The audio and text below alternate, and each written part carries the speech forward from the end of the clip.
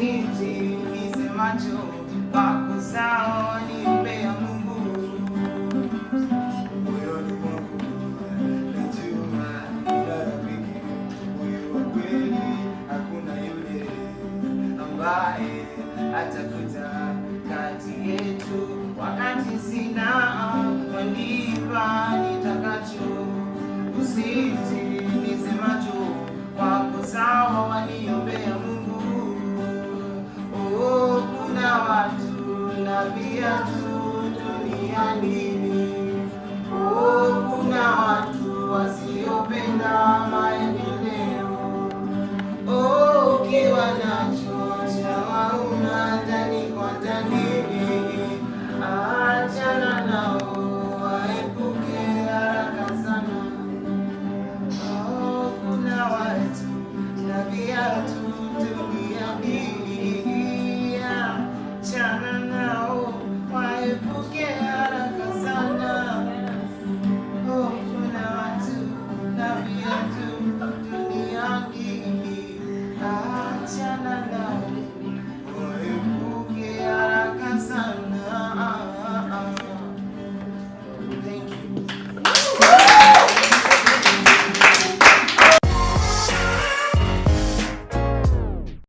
Welcome once again right at the Gamers TV, and I'm your host Alex Otieno, called Mr. G. We are continuing with the topic of voting. How do I exercise my civic duty as a young statesman in Kenya? So I'm joined today, of course, with two guests. That is Muindi and of course Susan. So all of my first questions, just haraka. I know you guys, people know you, of course, from Roundtable. Everybody knows you. But now we want to talk about our civic responsibility as vijana humu nchini.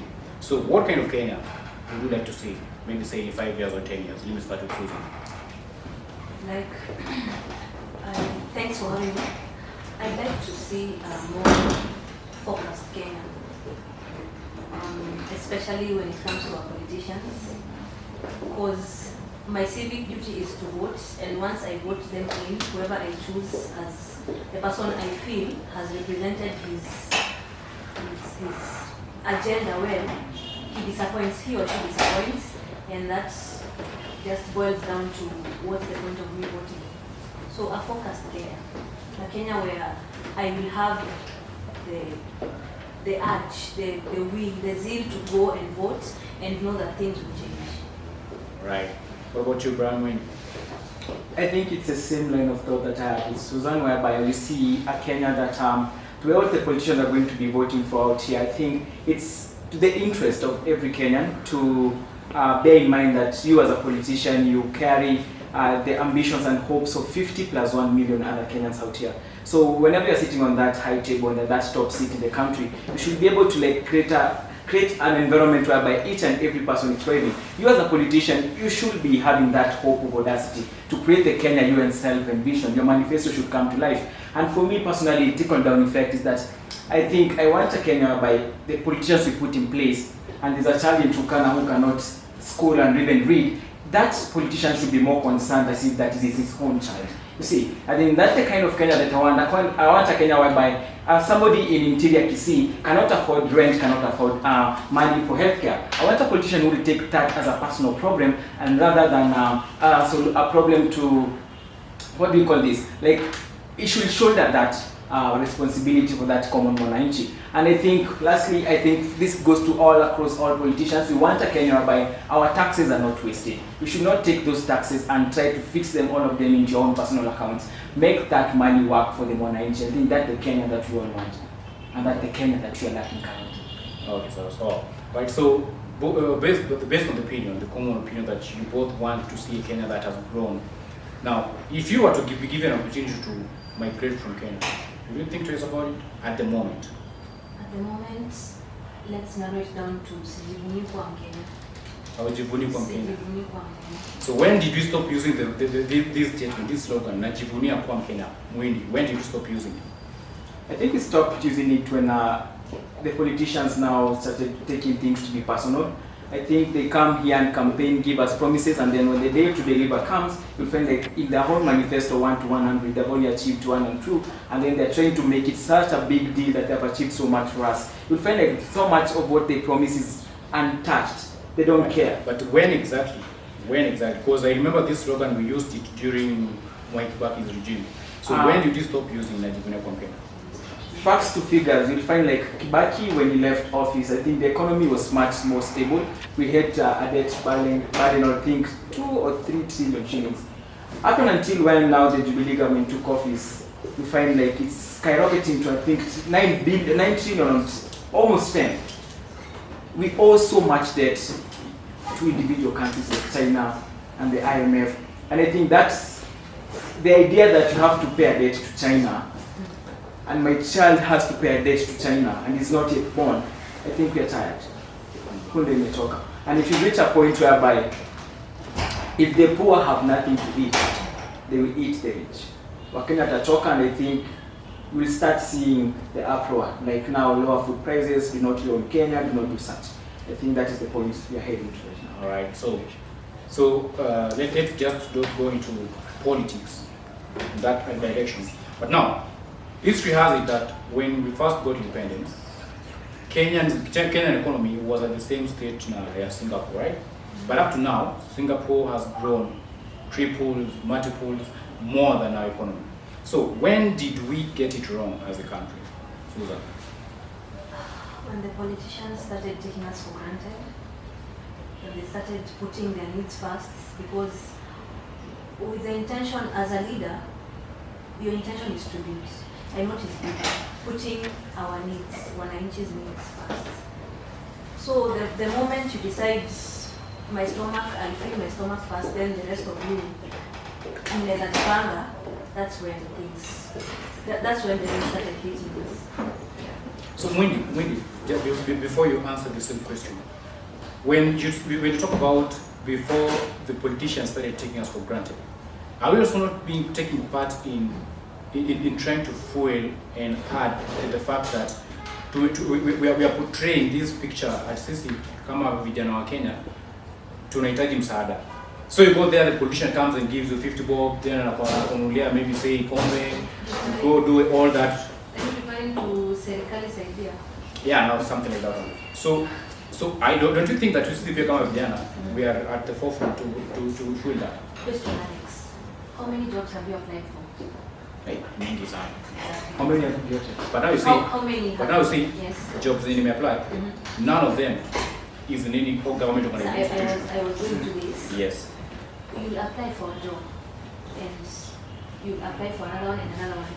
I'm of the thought that nowadays, even these ministerial advertisements are just for publicity, because they already have a group of people they know they will already employ, because they will serve their needs, not the wananchi's needs. So when it gets to serikali's idea, it's because our voices need to be heard, because they've ignored us. So unless we insist and we remind them that, by the way, you are supposed to help us, you're supposed to take Kenya from point A to point B, what's happening? So let serikali's idea tufike hapo, because you're not doing anything so far. All right. Yeah. So Muindi, clarify, how do you think your vote will help in changing situations? I think it's the hope of audacity. Because, truth be told, in as much as we are going to vote the million of us, the same leaders that we see them campaigning are the same leaders that are going to just elect them. Let me address the point blanks that are there. We have presidential running mates, presidential candidates and hopefuls, whereby we are seeing His Excellency former Prime Minister and the current leader of Azimio la Umoja, One Kenya Kwanza, is saying that he's going to have President Uhuru Kenyatta as his advisor.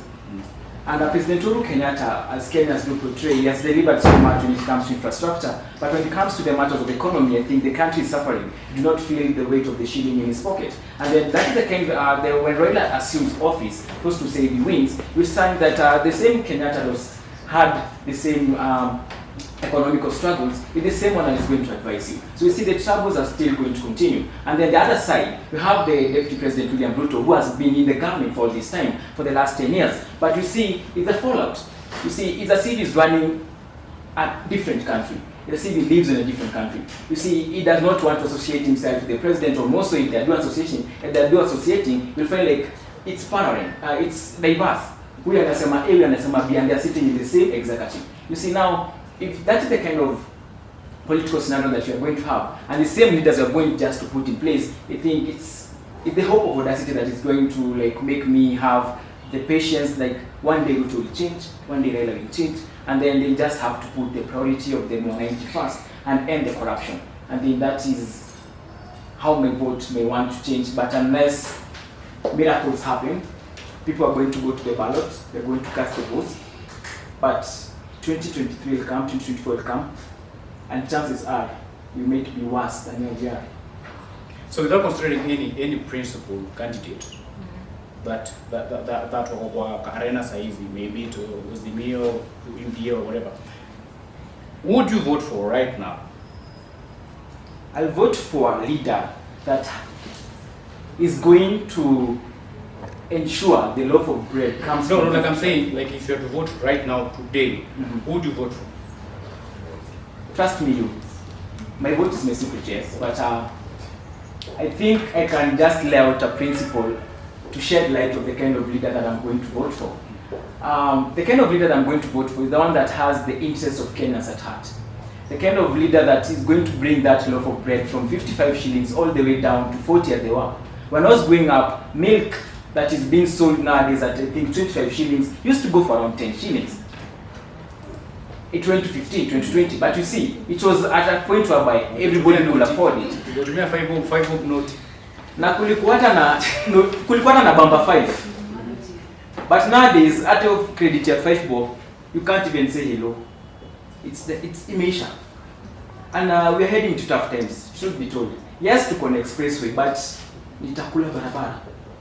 You like the road? Susan, what do you think about this issue of your vote counting?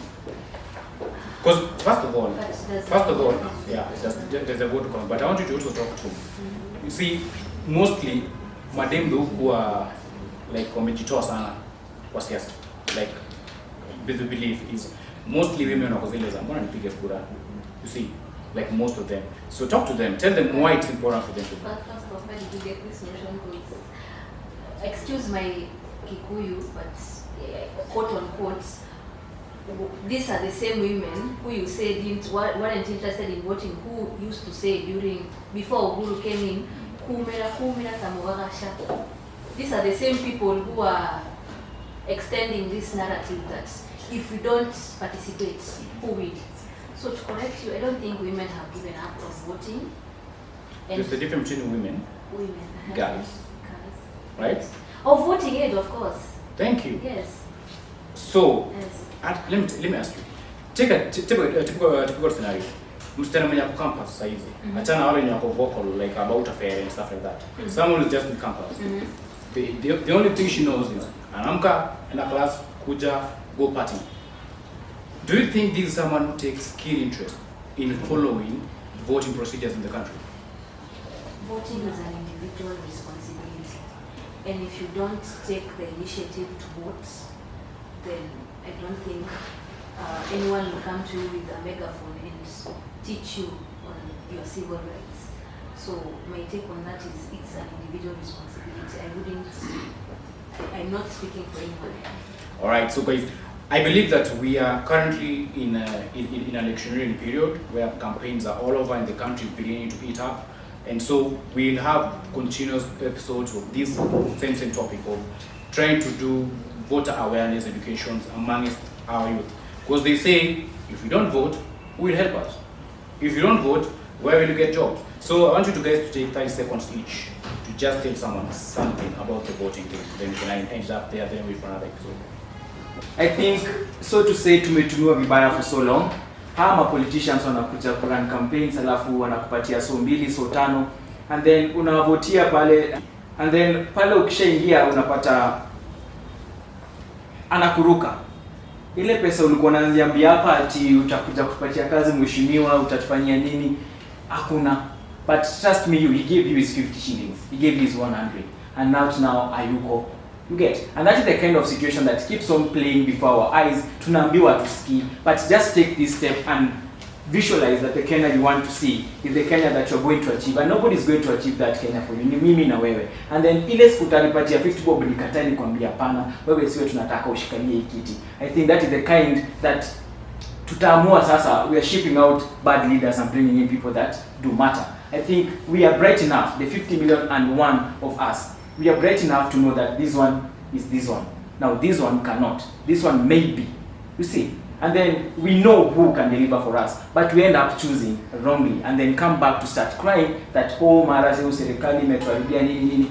We are the problems. And the problems begin with our greediness. Tukilia corruption, ni sisi tunaweka pale. Tukilia situ economy imeharibika, ni sisi tunaweka pale. And then they are going to deliver us because they are sitting on that chair, and they are going to build you a road that is coming from here to there. And they brag for 10 years about it. But right. Deep down you're suffering. Please, let's change that narrative when we are choosing the right people for the right thing and for the right job. Well. Thank you very much. Let's hear from Susan. Let's not dwell on cyclic redundancy. You've been voting for people who've not been bringing anything to the table. So how about you choose someone different? Someone like, for instance, Ruben Kagame. He might be blind, but his focus is rich.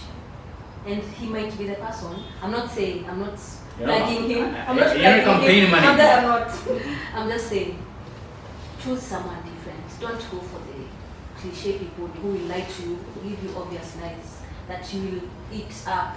And I mean, the result will be the same. So choose a different person, a person who you feel in your heart will bring a difference.